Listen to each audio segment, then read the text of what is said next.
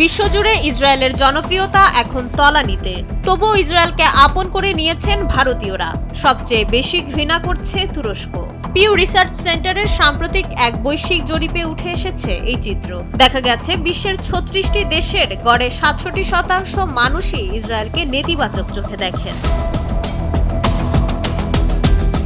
জরিপ অনুযায়ী ইসরায়েলের প্রতি সবচেয়ে বেশি ক্ষোভ ও নিন্দা প্রকাশ করেছে তুরস্ক। সেখানকার সর্বোচ্চ ৯৭% মানুষই ইসরায়েলকে অপছন্দ করেন। এরপরই ৯৫ ও ৮৯% ঘৃণা নিয়ে নিজেদের অবস্থান স্পষ্ট করেছে যথাক্রমে পাকিস্তান ও মালয়েশিয়া।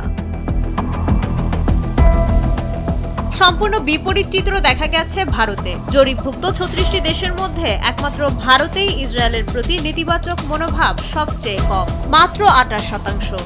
অর্থাৎ বৈশ্বিক স্তরে ভারতই এখন ইসরায়েলের সবচেয়ে বড় শুভাকাঙ্ক্ষী ও জনপ্রিয়তার কেন্দ্রবিন্দু।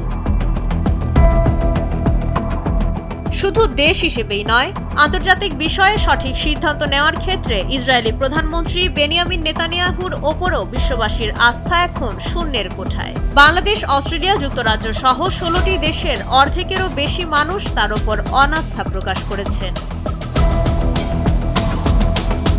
২০২৫ সালের তুলনায় এবার আর্জেন্টিনা, ইতালি ও দক্ষিণ কোরিয়ায় ইসরায়েল বিরোধী মনোভাব বেড়েছে। তরুণ ও বামপন্থীদের মধ্যে এই ক্ষোভ সবচেয়ে বেশি।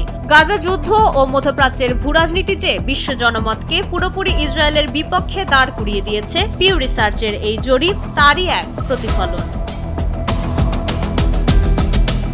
মাইশা মালিহা, সময়ের আলো।